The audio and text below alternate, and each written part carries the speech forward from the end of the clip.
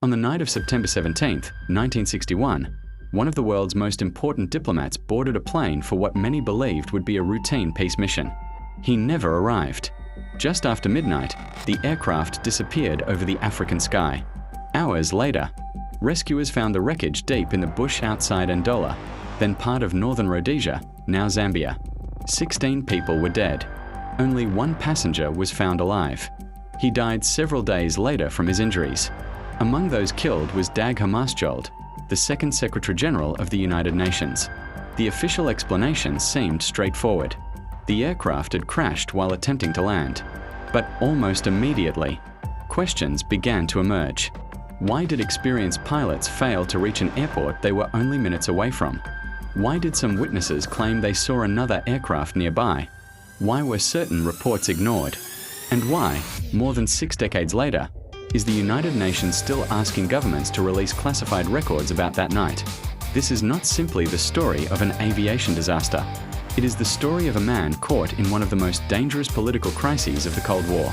A crisis involving newly independent African nations, European colonial interests, powerful mining companies, mercenaries, and rival intelligence services competing for influence across the continent.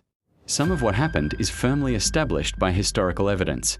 Other claims remain disputed despite decades of investigation.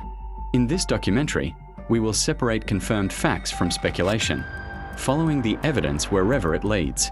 Because on that September night in 1961, the world may have lost far more than a Secretary General. It may have lost the truth. To understand why Dag Hammarskjöld boarded that flight, we must first return to the heart of Africa. The year was 1960. After more than 70 years of Belgian colonial rule, the Republic of the Congo gained its independence. For millions of Congolese, it marked the beginning of a new era. But independence also exposed deep political divisions. The country's institutions were fragile. Its army mutinied within days. Regional leaders competed for power, and foreign governments watched closely. The Congo possessed vast reserves of copper, cobalt, uranium, and other strategic minerals. In the middle of the Cold War, those resources carried enormous global importance.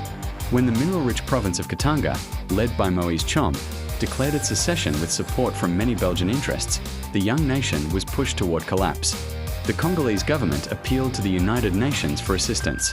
Dag Hammarskjöld responded by launching one of the largest peacekeeping operations the UN had ever attempted. Its mission was to help restore order, support the Congo's sovereignty, and oversee the withdrawal of foreign military forces. The operation quickly became controversial. Some governments believed the United Nations was interfering too much. Others argued it was not doing enough. Meanwhile, violence spread across the country. Mercenary forces entered the conflict. Foreign political interests became increasingly difficult to separate from local events. Earlier that year, Congo's first Prime Minister, Patrice Lumumba, had been captured and killed. His death shocked the world and intensified international tensions. By September 1961, Hammarskjöld believed that a negotiated settlement offered the best chance to prevent an even wider conflict. He arranged to meet Moise Tshom near Ndola for what he hoped would be a critical round of peace talks. It was a mission that demanded secrecy, speed, and diplomacy. No one knew. It would become his final journey. On the afternoon of September 17, 1961, Dag Hammarskjöld boarded a Douglas DC-6 aircraft called Sign Albertina. The flight departed from Leopoldville, today known as Kinshasa, with a small delegation of senior UN officials and an experienced Swedish flight crew. Their destination was Ndola, in what was then northern Rhodesia. There, Hammarskjöld hoped to meet Moise Tshom in a last-minute effort to reduce the violence in Katanga. The journey was expected to be uneventful. As the aircraft approached Ndola late that night, the crew established radio contact with air traffic control. Everything appeared normal. The pilots reported their position, received landing instructions, and prepared for their final approach. Then, silence. The aircraft never landed. Repeated attempts to contact the crew went unanswered. At first, officials believed the plane might have diverted to another airport. Hours passed, but there was still no sign of the aircraft. When daylight finally broke on September 18th, search teams began combing the countryside around Ndola. The wreckage was eventually discovered in a wooded area, only a short distance from the airport. The impact had torn the aircraft apart. A fire had swept through much of the wreckage. 15 people were found dead at the scene. One passenger, American UN security officer Harold Julian, was discovered alive but critically injured. Before he died several days later, Julian reportedly told medical staff that there had been explosions or flashes before the crash. His statements have been cited in later investigations, though their interpretation remains disputed. The world was stunned. How could an experienced crew crash so close to its destination? Was it a tragic navigational error? A mechanical failure? Or had something happened in the skies above Ndola that night? The search for answers had only just begun. Within days of the crash, investigators began searching for an explanation. Several official inquiries were launched. The first was conducted by the authorities in northern Rhodesia.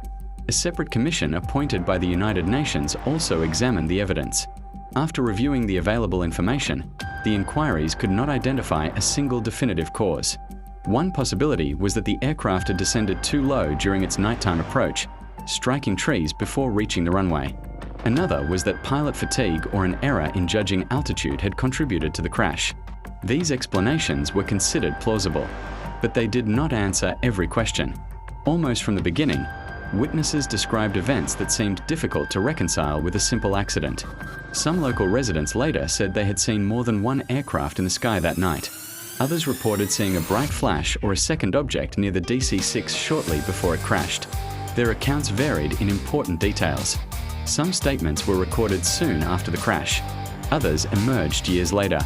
Because memories can change over time, investigators treated these testimonies with caution. Even so, the number of similar reports led later inquiries to conclude that they could not simply be ignored. Another source of controversy was the testimony of the sole survivor, Harold Julian. Before his death, he reportedly described explosions or flashes before the aircraft hit the ground. Investigators have debated exactly what he meant and whether his injuries may have affected his recollection.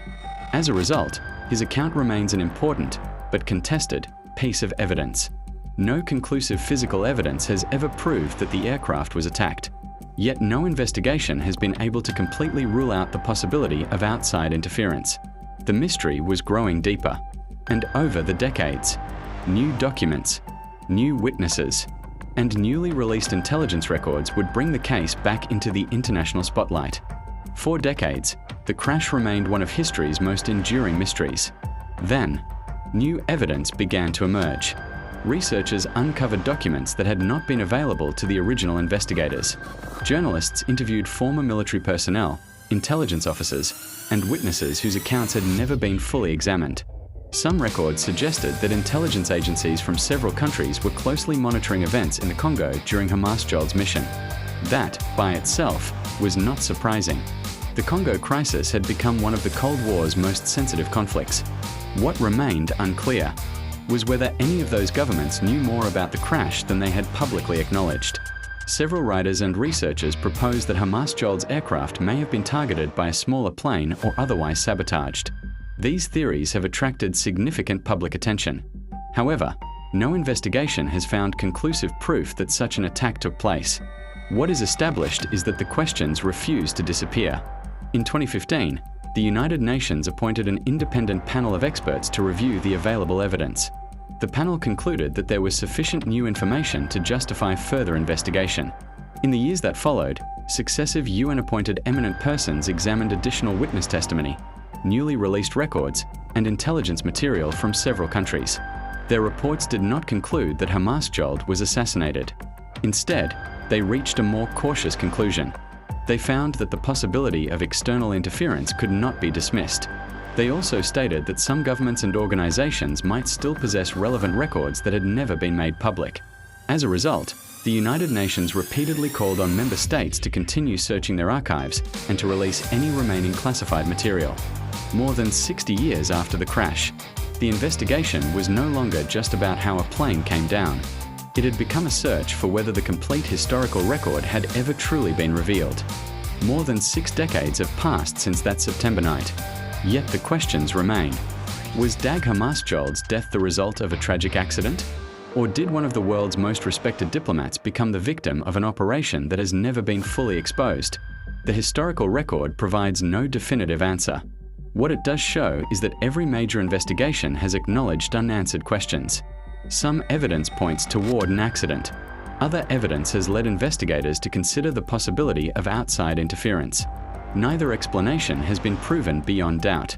That uncertainty is precisely why the case continues to attract historians, journalists, and international investigators. Dag Hammarskjöld believed that peace could be achieved through dialogue, even in the middle of war. His final mission was not to wage a battle, but to prevent one. Whether history remembers him for his diplomacy, his courage, or the mystery surrounding his death, his legacy within the United Nations endures. His vision of independent international service continues to influence peacekeeping efforts around the world. Meanwhile, the search for the truth continues. The United Nations has repeatedly encouraged governments to examine their archives, release relevant classified records, and cooperate with ongoing inquiries.